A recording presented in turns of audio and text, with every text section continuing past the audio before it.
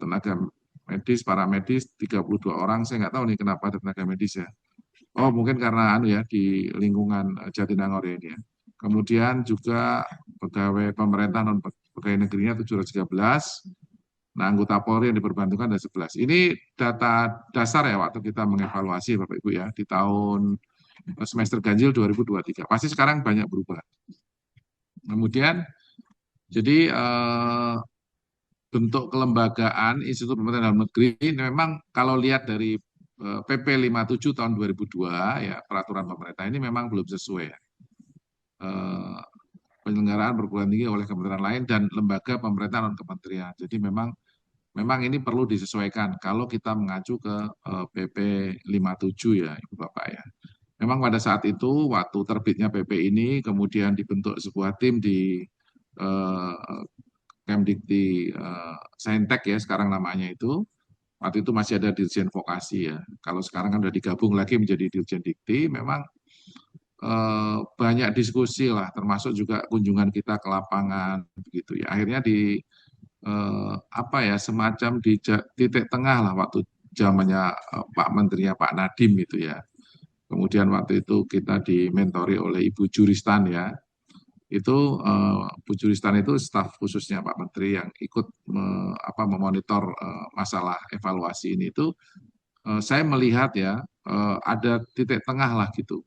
Jadi saya lihat mungkin yang tidak sesuai dengan apa namanya peraturan pemerintah ini diminta untuk membuat peta jalan ya Mas. Mungkin teman-teman masih ingat ya waktu itu. Peta jalan. Nah, kemudian yang sudah ada kan waktu itu ada sih terbersit gimana nih kalau yang sudah ada tapi bukan kedinasan gitu. Ya, itu sempat juga mau dipindahkan tuh ke Kementerian Dikti Saintek waktu itu ya. Tapi ternyata diskusi sampai akhirnya ternyata yang kita lihat bahwa yang sudah ada tetap berjalan seperti biasa begitu, hanya yang baru itu di moratorium semua gitu. Gitu. Jadi dengan kondisi itu maka kalau saya lihat di PDN sebenarnya semuanya relevan ya, kecuali memang yang menjadi sorotan adalah dokter pemerintahan karena dokter pemerintahan ini jalurnya adalah akademik.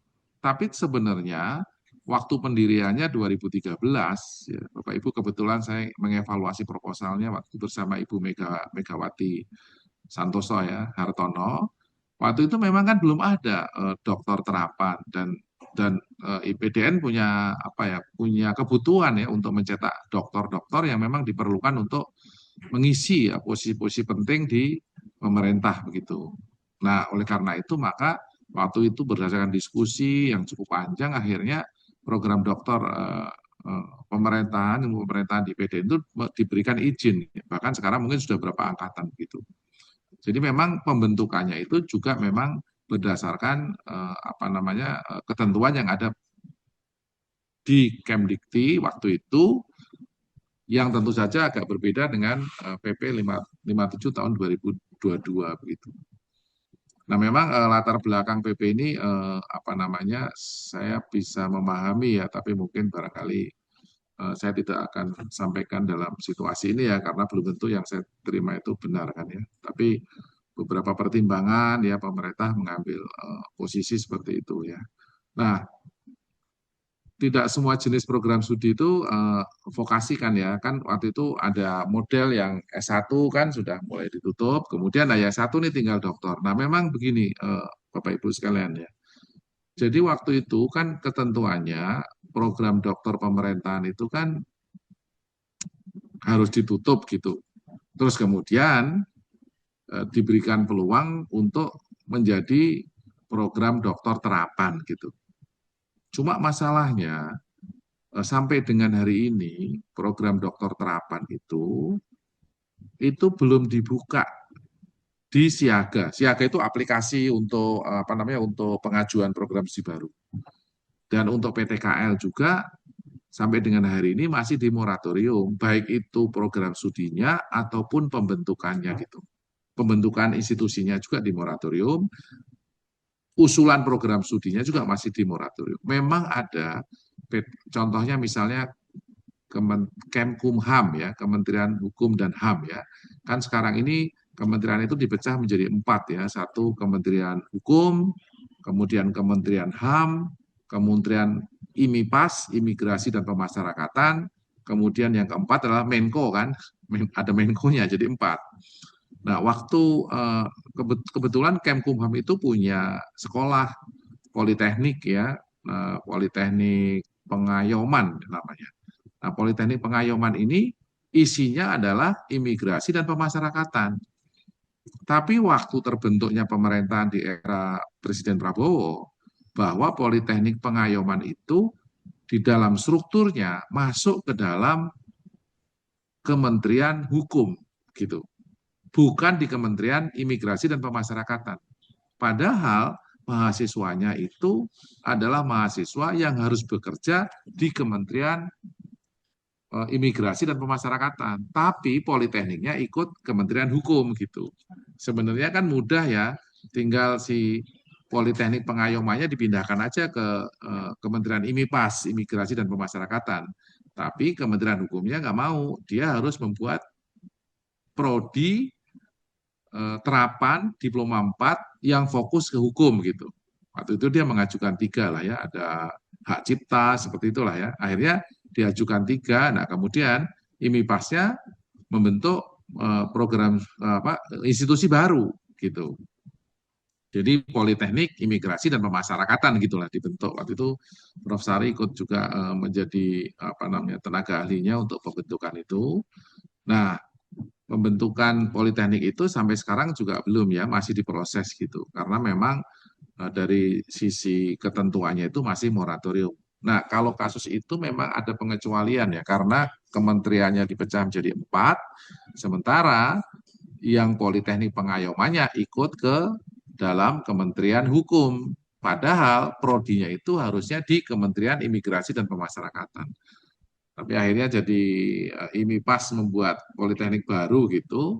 Kemudian yang pengayomannya isinya prodi hukum lah gitu. Kira-kira gitulah. Nah, tapi itu juga masih dalam pertimbangan dan diskusi ya. Memang targetnya sih tahun tahun ini bisa selesai semuanya. Udah menerima karena kan banyak lulusan dari pengayoman yang prodinya imigrasi dan pemasyarakatan harus bekerja di imigrasi dan pemasyarakatan semuanya gitu. Sementara kementeriannya kan sekarang dipisah. Jadi gitu. Jadi di luar itu Ibu Bapak memang sampai sekarang ini masih moratorium. Jadi dan memang karena kondisinya seperti itu maka ya program studi doktor ilmu pemerintahan yang ada di PDN kan tetap jalan sampai sekarang gitu. Nah, rencananya Ibu Bapak ya, ini akan ada peluang ya untuk dibuka sesuai dengan ketentuan itu tanggal 15 Februari gitu. Oleh karena itu baik kiranya Bapak Ibu untuk bisa berdiskusi ya dengan kementerian bagaimana nih kalau ketetapannya waktu itu adalah yang doktor ilmu pemerintahnya itu ditutup, kemudian sampai dengan selesai mahasiswanya, kemudian baru diajukan program doktor terapan. Nah, tapi masalahnya program doktor terapan kan belum dibuka karena moratorium, maka belum dibuka usulan barunya gitu. Jadi mungkin itu ya. Cuma kalau misalnya skenario kedua, program doktor pemerintahnya masih tetap ada, kemudian dibuat program doktor yang terapan gitu, itu kelihatannya peluangnya tipis ya untuk disetujui. Jadi dalam kondisi ini maka saya menyarankan mesti ada diskusi ya di level menteri begitu yang bisa mencari jalan keluar yang baik lah. Karena kan kita tahu bahwa kebutuhan dokter di pemerintahan sekarang itu sangat diperlukan begitu dan saya kira mesti ada jalan tengah yang bagus begitu. Nah, jadi kalau boleh disingkat begitu bahwa namanya memang untuk sesuai PP memang tidak sesuai gitu karena PP 57 itu mengharuskan menjadi politeknik gitu. Jadi rekomendasinya waktu itu ada perlu penyesuaian. Nah, bentuk perguruan tingginya juga karena institut, maka harus diganti dengan politeknik. Cuma memang saya mesti menyadari ya, urusan pergantian ini bukan urusan yang sederhana gitu. Artinya bahwa urusan ini juga menyangkut banyak hal lah. Memang kelihatannya tinggal diganti aja dari institut ke politeknik, tapi itu banyak hal, termasuk juga posisi-posisi jabatan di dalamnya, eselonisasinya, dan lain-lain. Sehingga ini saya kira perlu dicari jalan keluar yang paling bagus gitu. Beberapa PTKL sudah berubah menjadi politeknik, kayak LAN, STI, Sekolah Tinggi Ilmu Statistik, Sekolah Tinggi Akuntansi Negara, juga banyak yang lain gitu ya, sudah membuat politeknik gitu. Jadi kelihatannya ini penting ketika nanti ada diskusi dengan teman-teman di Kementerian Dikti-Saintek, maka ini salah satu yang harus diselesaikan gitu. Tapi saran saya masih ada diskusi di tingkat menteri dulu sehingga memudahkan waktu masuk ya. Dan sekarang yang nangani kan direktur kelembagaannya Pak Muhammad Najib ya, profesor dari IPB, kemudian di bawahnya ada Pak Denny Kurniawan, kemudian di bawahnya yang khusus mengenai PTKL itu adalah Pak Anang. Pak Anang itu dulunya adalah stafnya Pak Darsono ya, kebetulan Pak Darsono sudah purna tugas begitu, jadi sekarang digantikan oleh Pak Anang gitu. Oleh karena itu maka proses ini akan diselesaikan oleh Pak Anang. Pak Anang kebetulan sangat memahami ya perjalanannya, semoga tidak tidak menemui hambatan lah begitu. Nah, kemudian kalau sesuai dengan tugas dan fungsi, saya kira ini sudah sesuai dengan PP 57 dan rekomendasinya berlanjut. Jadi sebenarnya kunciannya ada di nama perguruan tingginya, kemudian sama bentuknya gitu. Nah, di luar itu satu hal yang masih menjadi sesuatu yang harus diselesaikan adalah di program doktornya tadi itu. Nah, itu mesti dicari jalan keluar yang baik lah. Nah, ini saya kira program studinya ya waktu itu ya ada politik Indonesia terapan, studi kebijakan, mulai ekonomi dan kebudayaan. Ini semua masih ya, praktek keperluan tata pamong. Ini semuanya kan masih oke kan ya, Masih, 13 masih ya. Prof. Dan terakhir 13 adalah prodi. Ya, dokter ilmu pemerintahan gitu. ya. Nah, ini mengenai dokter ilmu pemerintahan masuk ke dalam sini ya.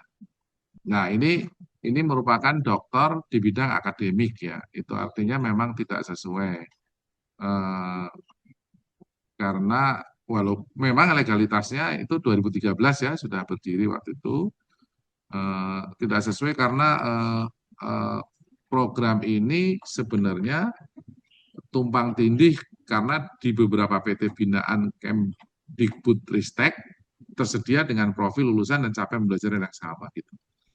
Jadi di Unpad misalnya di UGM gitu ada juga ilmu pemerintahan sehingga IPDN masih lebih spesifik. Walaupun sebenarnya kalau saya lihat ke dalam ya itu berbeda ya, berbeda dan lebih kepada kebutuhan untuk pembangunan. Saya kira ini bagus ya sebenarnya. Cuma tinggal bagaimana merubah dari akademik ke jalur terapan gitu. Itu masalahnya. Jadi itu diskusi awal gimana? Nanti baru kita diskusi ke dalamnya yang yang terapan, dokter terapan apa aja yang menjadi kunci-kuncinya nanti akan disampaikan oleh Prof. Sari. Saya hanya menyampaikan beberapa hal penting aja. Gimana? Apa kita diskusi dulu gitu supaya yang masalah tadi atau gimana Bu Gati? Mohon izin. Baik, mungkin dari Pak Dekan, selamat datang. Ada yang mau ditanyakan terkait hasil evaluasi PTKL, walaupun beliau sekarang berbicara bukan sebagai tim, namun sebagai narasumber. Ketika misalnya peta jalannya tetap institut gitu dimungkinkan nggak, Prof?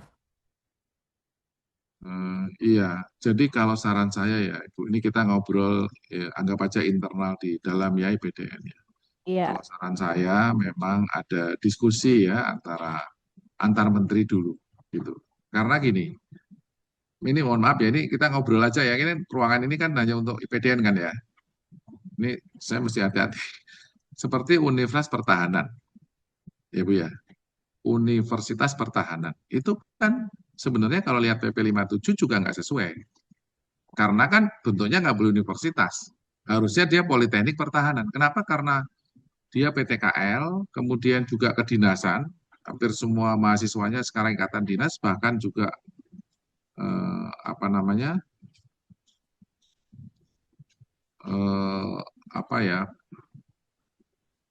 kedokterannya pun tingkat